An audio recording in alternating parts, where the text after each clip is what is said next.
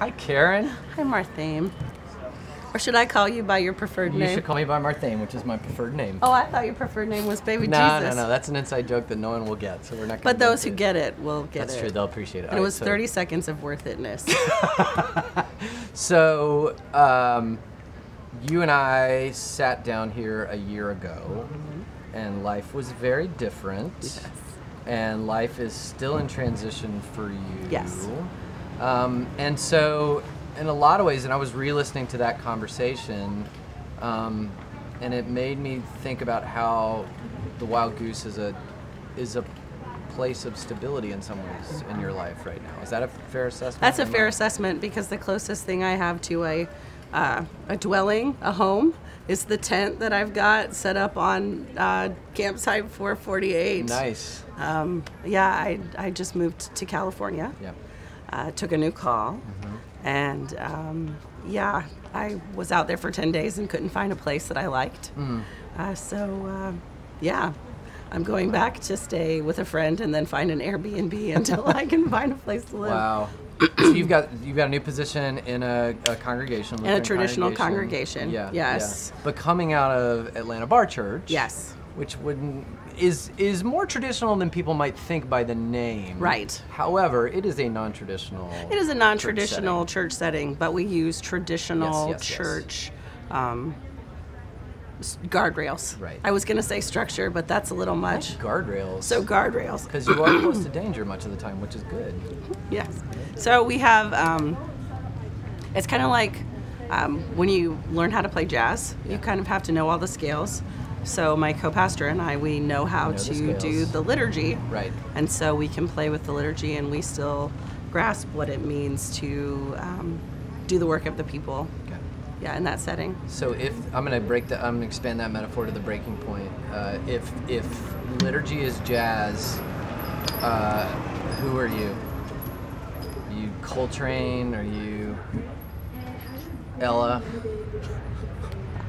No one is Ella but Ella. I may be the piano student learning to play chopsticks. I think that's probably more accurate. Okay. Yeah. Okay. Fair enough. But somebody's got to play chopsticks. Someone's got to play the chopsticks. And I like playing the chopsticks because I like for other people to come in and play the heart and soul. Yeah, the heart and soul. There you go. Okay, you were the heart. Oh, that's good. So, what does this new position look like? So my new position is it's an interesting situation. My job title or my job description says that I am to curate traditional worship, but it's a congregation that's just gone under some change in the past 2 years. Okay. In that there was a situation where there was a mega church that asked certain pastors to sign a morality statement about homosexuality. And so those pastors left and were attending this Lutheran church, Hope, where I'm serving. And the senior pastor and these pastors got together, and so they added modern services. And so the church doubled in size in like the past 2 years. And so I think there's an opportunity where I'm excited about being part of that is how bringing the two congregations together, you know, still having a Lutheran identity, but also in a Southern California context, which is very, very familiar with like the mega church world. Yeah, sure. So, and that kind of maybe, and because of what I've done in Bar Church, maybe like liturgy that's non-threatening. So we'll see. Yeah, so that and preaching and teaching. So very different for right now. Yeah. How does it feel to be moving into something very different? I don't know yet. Yeah. I'll tell you. I'll tell you when I know, but I don't know yet. Yeah. Because I didn't have I don't have a home base, and I don't have my things, which I don't have a lot of things. Like all of my things fit into 2 pods.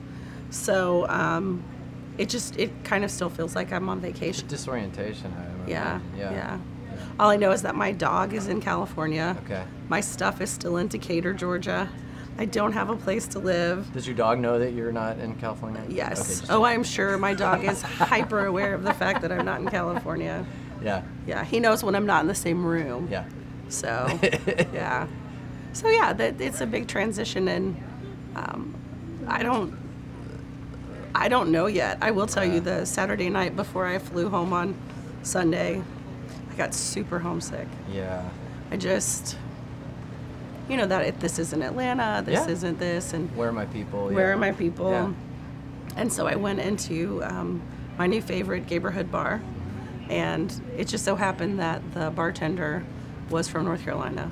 And so to be able to sit down with someone who knew places back east, that was a little nod from Mama saying, I got you. Good.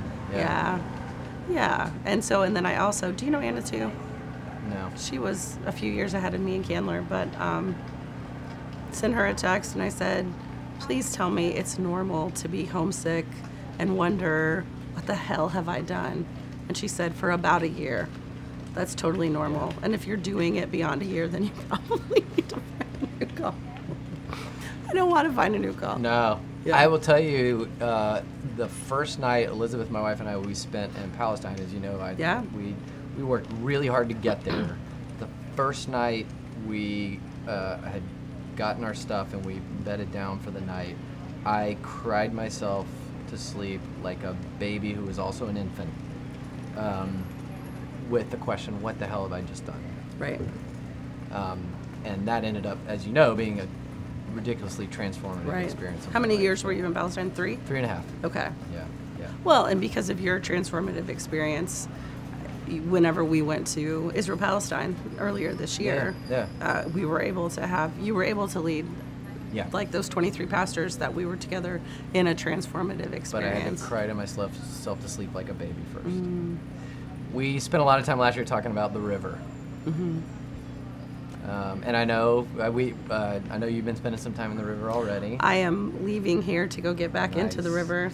The river's a lot higher than it was last year. Lots of rain. The first day we got here, it wasn't that bad. But now there's been, obviously, you've been here camping. Yeah. There's a little bit of water. There's a little bit of water. Yeah.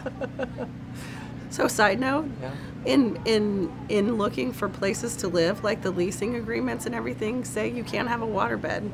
And I'm like, what kind of hippie ass shit is this? Who still has a waterbed in 2019? I slept on a waterbed in the 90s. I slept on a waterbed in the 80s. Yeah.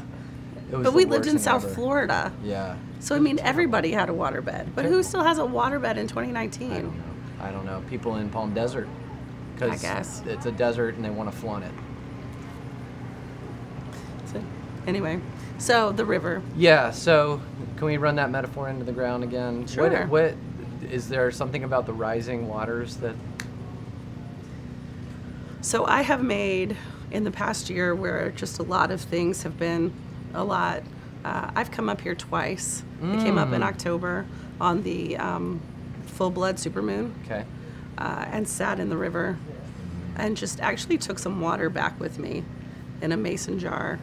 And so every now and again, when I feel the need, I will bless myself with that water.